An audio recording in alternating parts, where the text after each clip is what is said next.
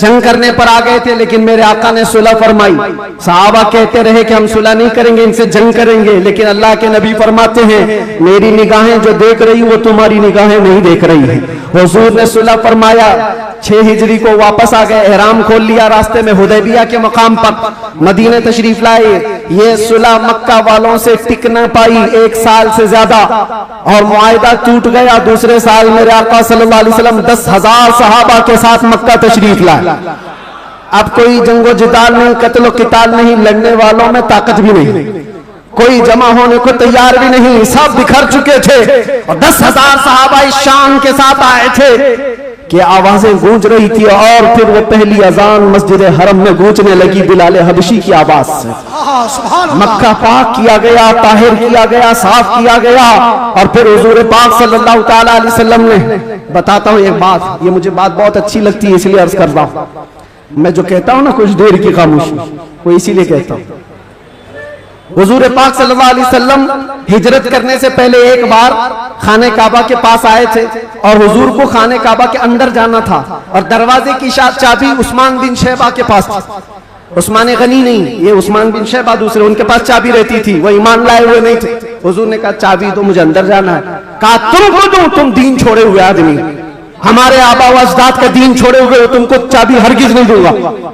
चाबी नहीं दिया, ना दरवाजा खोलने दिया। हुजूर ने फरमाया उस्मान याद रखो, याद रखो, एक दिन ये चाबी मेरे हाथ में होगी, मैं जिसे चाहूंगा अता करूंगा। सुभान अल्लाह। इसी को हम कहते हैं कुछ देर की खामोशी है, सब्र करो, इंतजार करो, आज तुम्हारा गलबा है, चाबी तुम्हारे पास, तुम जिसे चाहो रोक लोगे। हुजूर ने फरमाया एक दिन मेरे हाथ में होगी। और उस्मान बिन शैबा कहते मैं उस वक्त इनकी बात को ऐसी ही समझा, उड़ती उड़ती बात, ये ऐसी एक बोलने वाली बात है, तमतराक में कही गई बात है। लेकिन कहते घर गया तो मुझे टेंशन भी होने लगा, मोहम्मद ने अब तक झूठ तो नहीं कहा, अगर कहा है तो कहीं ये बात सच न हो जाए। लेकिन वो कहते मेरा ये डर उस वक्त खत्म हो गया जब मोहम्मद सल्लल्लाहु अलैहि वसल्लम मक्का छोड़कर हिजरत करके चले गए मदीने।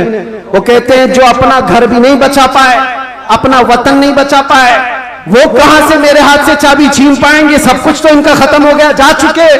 लेकिन उन्हें पता नहीं था सिर्फ 6 साल के बाद वापस वो रसूल तशरीफ ला गया। 7वीं हिजरी थी, 10,000 सहाबा के साथ जब नबी पाक सल्लल्लाहु अलैहि वसल्लम मक्का में तशरीफ लाए, मक्का में जब तशरीफ लाए तो अल्लाह के नबी सल्लल्लाहु अलैहि वसल्लम ये सहाबा के हुजूम के साथ जब आए, खाना काबा के पास गए, और जो कैदी थे, जो पकड़े गए थे उस वक्त, वो सब तो इसी तरह सर झुकाए आए हुए थे। ये सोच रहे थे आज तो पूरा बदला लिया जाएगा, बदर का भी, ओहद का भी, खंदक का भी, सारी जंगों में जितना ये नाचे थे सबका बदला ले लिया जाएगा। सब हाजिर थे। हुजूर पाक ऊपर चढ़ते हैं एक टीले पर, कहते हैं उस्मान बिन शैबा कहाँ है? आए, चाबी लेके ही आए। कहा लाओ चाबी। हुजूर के हाथ में चाबी दे दिया, जो मेरे मुस्तफा की जुबान से निकला है वो होकर रहेगा। सुभान अल्लाह, सुभान अल्लाह। अल्लाह के नबी ने फरमाया, हदीस सुना रहा हूं, अल्लाह के नबी ने फरमाया इस रूए जमीन पर एक दिन ऐसा आएगा कि पूरे खित्ते पर एक भी आदमी ऐसा ना होगा जो ला इलाहा इल्लल्लाह ना बोलता। सुभान अल्लाह, सुभान अल्लाह। हर इंसान ये दीन गालिब आकर रहेगा, ये उसी रसूल ने फरमाया।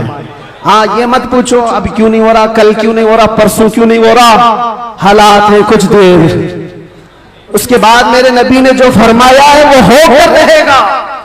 चाबी ली और उसके बाद दरवाजा खोला, जो काबे को पाक किया, काबा आज भी उन अजमतों को सलाम करता है। बेशक, सुभान अल्लाह, सुभान। आज भी काबे की तहारत का सेहरा मेरे मुस्तफा के हाथ है। नबी पाक सल्लल्लाहु ताला अलैहि वसल्लम ने उसके बाद फिर ऐलान किया पूरे मजमे में, कहते हैं आज मैं ये चाबी ऐसे शख्स के हाथ में दूंगा जिससे कयामत तक कोई चाबी छीन नहीं पाए। अल्लाह, कितनी बड़ी फजीलत की बात है, कितनी बड़ी बशारत। सारे सहाबा की गर्दनें ऊंची हो गई, चाबी मुझे मिले। हजरत अबू बकर सिद्दीक सोच रहे, उमर फारूक सोच रहे, हजरत अब्बास सोच रहे, अब्दुल्ला इब्न मसूद सोच रहे, कई सहाबा ये दिल में ख्वाहिश रखते हैं चाबी शायद हमको मिले, चाहे शायद हमको मिले। हुजूर ने फरमाया उसको दूंगा, कयामत तक उससे कोई छीन नहीं पाएगा। सब देखते रहे। और हुजूर ने एक आयत तिलावत फरमाई कुरान की, इन्नल्लाह यअमुरुकुम अन तुअद्दुल अमानाति इला अहलिहा, बेशक अल्लाह तुम्हें हुक्म देता है जिसकी अमानत है उस तक वापस लौटा दिया करो। हुजूर ने फरमाया उस्मान बिन शैबा इधर आओ। क्या कहने, वो अचंभे में रह गए, कहा ख्वाबो ख्याल में भी नहीं था कि हम तो दुश्मनों में हैं, मुकाबला किए हुए लोग हैं, आज ये गालिब लोग हैं। लेकिन हुजूर रहमतुल्लिल आलमीन थे। बुलाया, कहा उस्मान बिन शैबा, कहा ये चाबी लो और इस चाबी को क़यामत तक अब तुमसे कोई छीन नहीं पाएगा। जाकर आज भी हरम काबा के पास तारीख पूछ लेना, सदियां बीत गई, कई यजीद आए, कई दज्जाल आए, कई बादशाह आए, लेकिन आज भी खाने काबा की चाबी उस्मान बिन शैबा की औलाद में ही होती है। और मेरे आका ने फरमाया है तो क़यामत तक उनकी नस्ल में ही रहेगी। चाबी तो ले लिया उस्मान बिन शैबा ने, कहा ये चाबी बाद में पकड़ता हूं, पहले ये कहता हूं अशहदु अल्ला इलाहा इल्लल्लाह व अशहदु अन्ना मुहम्मदन रसूलुल्लाह।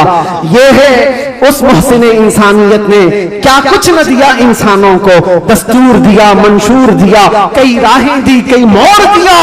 लाखों सलाम उस आका पर, बुत लाखों जितने तोड़ दिया, दुनिया को पैगाम सुकून दिया और तूफानों के रुख को मोड़ दिया।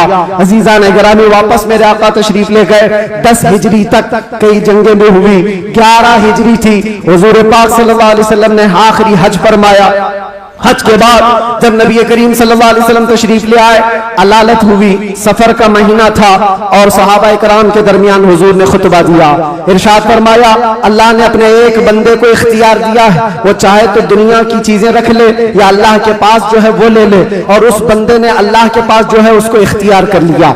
यह हदीस सुनकर के हजरत अबू बकर रोने लगे। सहाबा ने पूछा क्यों रो रहे हो? कहा हुजूर ने यह अपने बारे में फरमाया है, अल्लाह ने उनको इख्तियार दिया है, चाहे तो दुनिया की सब चीजें रख लो या अल्लाह के पास आने को मंजूर कर लो। हुजूर ने अल्लाह के पास जाने को मंजूर किया। फिर वो आखिरी आयत नासिल हो गई, अल यौम अकमलतु लकुम दीनकुम व अतममतु अलैकुम निअमती व रदीतु लकुमुल इस्लाम दीना। आज के दिन मैंने तुम्हारा दीन मुकम्मल कर दिया और सारी नेमतें तमाम कर दी। अल्लाह फरमाता है मैं तुम्हें इस्लाम देकर राजी हो गया। ये कुरान की आखिरी आयत आई। तब फिर सहाबा में हजरत अबू बकर सिद्दीक गमगीन हुए, कहा अब अल्लाह के नबी सल्लल्लाहु अलैहि वसल्लम हमारे दरमियान नहीं रहेंगे। फिर रबीउल अव्वल का ही वो महीना आया, अल्लाह के नबी सल्लल्लाहु अलैहि वसल्लम बिस्तर अलालत पर थे। फिर 13 रबीउल अव्वल की वो रात आई जब हुजूर को शिद्दत का बुखार, हुजूर मिसवाक को पानी में डालते थे और बार बार अपने मुंह की तरफ इशारा फरमाते थे और फिर ये फरमाते नज़ा की हालत सख्त होती है, सकरात का वक्त बहुत सख्त होता है। लेकिन ऐ उम्मत मुस्तफ़ा, एक बात मैं आपको बताता हूँ, वो हालत नज़ा में मेरे मुस्तफ़ा थे। हजरत आयशा फरमाती हैं मेरे जानों पर सर रख करके हुजूर आराम कर रहे थे और फरमाया था किसी को आने मत देना, अब मुलाकात का वक्त बंद हो चुका है। अचानक दरवाजे पर दस्तक हुई, हुजूर ने फरमाया आ जाओ और फरमाया आयशा ये मौत का फरिश्ता है, मलकुल मौत है, मुझसे पहले कभी इसने किसी सी रूह कब्ज करने के लिए इजाजत नहीं मांगी और इसके बाद भी कभी नहीं मांगेगा, मैं उसको इजाजत दे रहा हूं। लेकिन अल्लाह के नबी सल्लल्लाहु अलैहि वसल्लम के मुतालिक ये बात भी बताई जाती है, हुजूर ने मलकुल मौत से पूछा। अल्लाह अल्लाह, यहाँ पर आकर के मेरे जज्बात टूट जाते हैं, मेरे जज्बात हाथ दे जाते हैं। अल्लाह के नबी सल्लल्लाहु अलैहि वसल्लम सकरात के आलम में, नज़ा के आलम में, तुम्हें पता है सकरात और नज़ा किसको कहते हैं? आदमी अपनी माँ बाप को भूल जाता है, अपने बच्चों को भूल जाता है, अपना नाम भूल जाता है मौत से पहले। खाना पीना तो दूर की बात, उसके जिस्म पर मक्खी बैठे तो पहाड़ की तरह लगती है सकरात के आलम में। उसकी तकलीफ उसको पता है, वो किसी की नहीं सोचता, उसको हाय हाय लगी होती है। लेकिन मेरे मुस्तफा सल्लल्लाहु अलैहि वसल्लम आलम नज़ा में मलकुल मौत से ये पूछते हैं, ऐ इज़राइल बता ये जो नज़ा का दर्द है क्या मेरी उम्मत को भी दिया जाएगा? क्या मेरी उम्मत भी इस दर्द से गुजरेगी? जो न भूला हम गरीबों को रजा, याद उसकी अपनी आदत कीजिए। है गुलामों, तुम समझते हो हमारी बीमारियों और हमारे दर्दों का कोई और मावा मिल जाए जिसके दरवाजे पर हम जाकर हाथ फैलाते हैं इधर उधर दुनियादारों, जिनकी जूतियां सीधी करते करते लोगों के बाल पक गए और मुश्किलात हल ना हो पाई। तुम्हें पता है हकीकत में हमारे दर्दों का अगर कोई एहसास कर सकता है तो सुभान अल्लाह का लाल, सुभान अल्लाह, सुभान अल्लाह। जो न भूला हम गरीबों को रजा, वो अपनी मौत से पहले अपनी उम्मत को याद कर रहे हैं और ये फरमा रहे हैं मेरी उम्मत को ये दर्द तो नहीं दिया जाएगा, ये तकलीफ से तो नहीं गुजरेगी। उम्मत के तलवों में कांटा भी चुभे तो हुजूर फरमाते उसका दर्द मुझे भी होता है। ऐ नौजवान, आज जिस तरह की जिंदगी तुमने गुजारनी शुरू की, यहां पर आकर मैं अपनी गुफ्तगू समेट रहा हूं। मैंने मुख्तसरन पूरे हुजूर की सीरत बयान की। विलादत से लेकर ये वफात का दिन है। हजरत बीबी फातिमा आई, हुजूर उनके कान में कुछ कहे, वो रोने लग गई, फिर एक कान में कहा, वो मुस्कुराने लगी। बाद में उन्होंने बताया हजरत आयशा से कि बाबा ने मुझे ये कहा था कान में, फातिमा मैं अब जा रहा हूं दुनिया से। मैं रो पड़ी। उसके बाद मेरे दूसरे कान में कहा, फातिमा मेरे खानदान में सबसे पहले तुम आकर के मिलोगी, मेरे बाद तुम्हारी मौत होगी। वो मौत का खौफ हर एक पर होता है, लेकिन बीबी फातिमा कहती है, सुनकर मैं हंस पड़ी कि है शबे गोर भी उसी गुल से मुलाकात की रात। हुजूर पाक सल्लल्लाहु अलैहि वसल्लम हजरत आयशा सिद्दीका के जानों पर सर रखकर आराम कर रहे थे। बात करते करते अचानक जुबान बंद हो गई। हजरत आयशा कहती है मेरा सीना भारी भारी सा लगा, मुझे अंदाजा नहीं था किसी की मौत इस तरह होती है। मैंने रूह निकलते किसी को देखा नहीं था। अल्लाह के नबी सल्लल्लाहु अलैहि वसल्लम इस दारे फानी से रहलत फरमा चुके थे। अचानक दरवाजे पर दस्तक हुई। अबू बकर सिद्दीक सबसे पहले दाखिल हुए। आए, हुजरे में पूछा, आयशा क्या है? कहा हुजूर पाक सल्लल्लाहु अलैहि वसल्लम पर बुखार शिद्दत का। हजरत अबू बकर आए, हाथ पकड़ा और बेइख्तियार उनकी हिचकियां निकल गई। पेशानी पर बोसा दिया और कहा, ऐ अल्लाह के नबी, इसके बाद अब दूसरी मौत नहीं आने वाली है और आप अपने रफीक आला के पास जा चुके थे। अल्लाह ताला ने जो आपके हिस्से में पैगाम देना रखा था वो आपने पूरा हक अदा फरमाया। अद्दैतल अमानत व नसहतल उम्मत व बल्लगतर रिसालत या रसूल अल्लाह। हजरत अबू बकर सिद्दीक की आवाज सुनकर हजरत आयशा रोने लगी। उसके बाद उन्हें एहसास हुआ कि अल्लाह के नबी अब इस दुनिया में नहीं रहे। बाहर सहाबा को हजरत अबू बकर ने जैसे ही ऐलान किया, वो गम के मारों का हाल क्या था जो नबी पाक को एक आन के लिए भी दूर बर्दाश्त नहीं कर पाते थे। वो मौत की खबर कहां सुनते हैं। हजरत उस्मान पत्थर की तरह बने हुए थे, उनको कोई काटता भी था एहसास नहीं होता।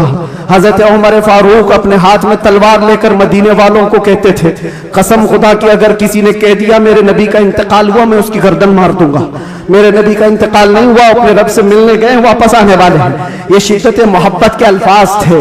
सहाबा बेचैन थे, बेकरार थे, लेकिन हिकमत मौला यही थी, मौत तो आनी है, हर एक को आनी है, कज़ा तो आनी है, अंबिया को फकत इतनी कि आनी है, अजल तो आनी है, एक आन के लिए है। नबी पाक सल्लल्लाहु ताला अलैहि वसल्लम को सहाबा ने गमों के पहाड़ के साथ तदफीन फरमाया और इस उम्मत का बेड़ा लेकर चलने वाले सिद्दीक अकबर थे। मिशन को उठाया और हम तक ये जो दीन पहुंचा, सहाबा की वो मेहनत कश, वो जिंदगी पाक इस्तिकलाल के साथ मुसीबतों से लड़ते हुए, तकलीफों से नबुर्दाज़मा होते हुए दीन यहां तक पहुंचा दिया। अब मैं तुमसे सवाल करता हूं, आज मुस्तफा की सीरत सुनने आए हो, आज हुजूर की मौलूद में आए हो, जो रसूल तुमसे इतना प्यार करे कि बिस्तर को छोड़कर खड़े हो जाए। आयशा फरमाती है बिजली कड़कती थी तो हुजूर बाहर निकल जाते, अबर छाता तो हुजूर घर से बाहर चले जाते और ये कहते मुझे अंदेशा होता है कहीं ये बिजली मेरी उम्मत पर अजाब ना आ जाए, ये अबर कहीं मेरी उम्मत पर अजाब बनकर तारी ना हो जाए। हुजूर इस्तिग़फ़ार करते करते सुबह कर जाते थे, नमाजों के लिए खड़े होते। आयशा कहती आप मासूम हैं, सैयदुल मासूमीन हैं, आप क्यों इतनी इबादत करते हैं? मेरे आका फरमाती मेरी उम्मत के लिए करता हूं, मेरी उम्मत बेखबर है, वो मुझे नहीं पहचानती। अल्लाह के नबी सल्लल्लाहु अलैहि वसल्लम को कब्र अनवर में रखा गया। सहाबी रसूल फरमाते हजरत अली भी उतारने वालों में से थे। लब हुजूर के कब्र में भी हिल रहे थे, कान लगा करके सुना तो ये अल्फाज थे, रब्बिग़फ़िर ली उम्मती फ़इन्नहुम ला यअलमून।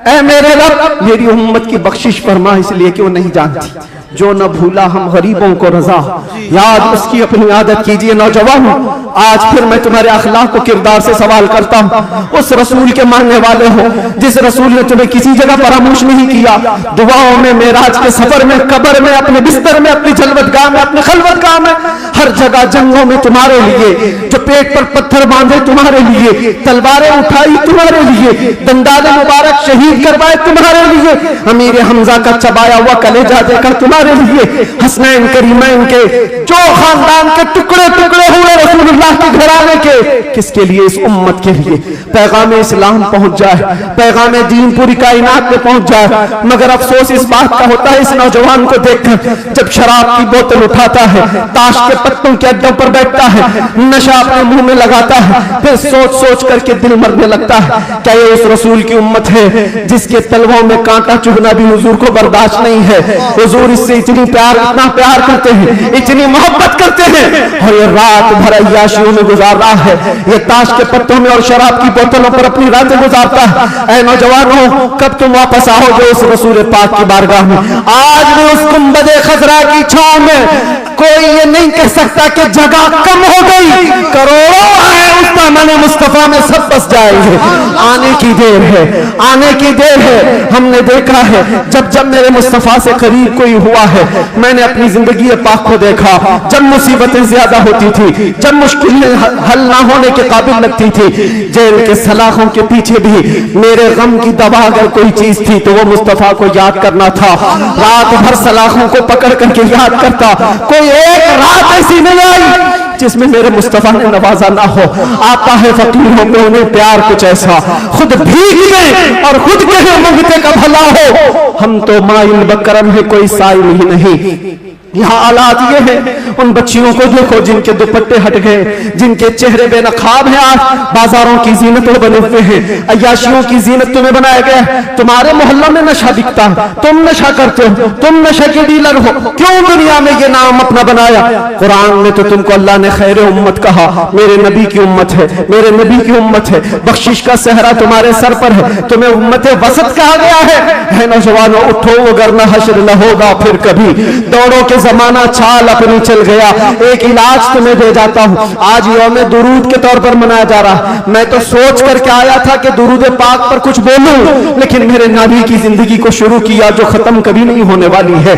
दुरूद पर सिर्फ इतना कहूंगा, अल्लाह के नबी सल्लल्लाहु अलैहि वसल्लम ने फरमाया, अब्दुल्लाह इब्न अब्बास की रिवायत है और अल-मुअज्जमुल औसत तबरानी में यह रिवायत मौजूद है।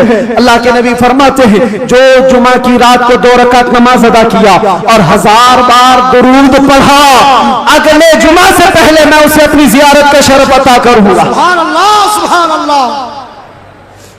ये दुरूदों के जरिए से तुम अपनी जिंदगी को बदल सकते हो। उठो, अपने जुबान पर चर्चे ले आओ, इसलिए कि जो बंदा जिससे मोहब्बत करता है उसका चर्चा ज्यादा करता है। जो चर्चा ज्यादा करेगा, एक बात मैं आपको बताऊं, सुबह उठा, शाम में उठा, जहां बैठा, जहां खड़ा हुआ, दुरूद पाक पढ़ता रहा, अल्लाहुम्मा सल्ली अला सय्यिदिना मुहम्मद व अला आलिहि व अस्हाबिही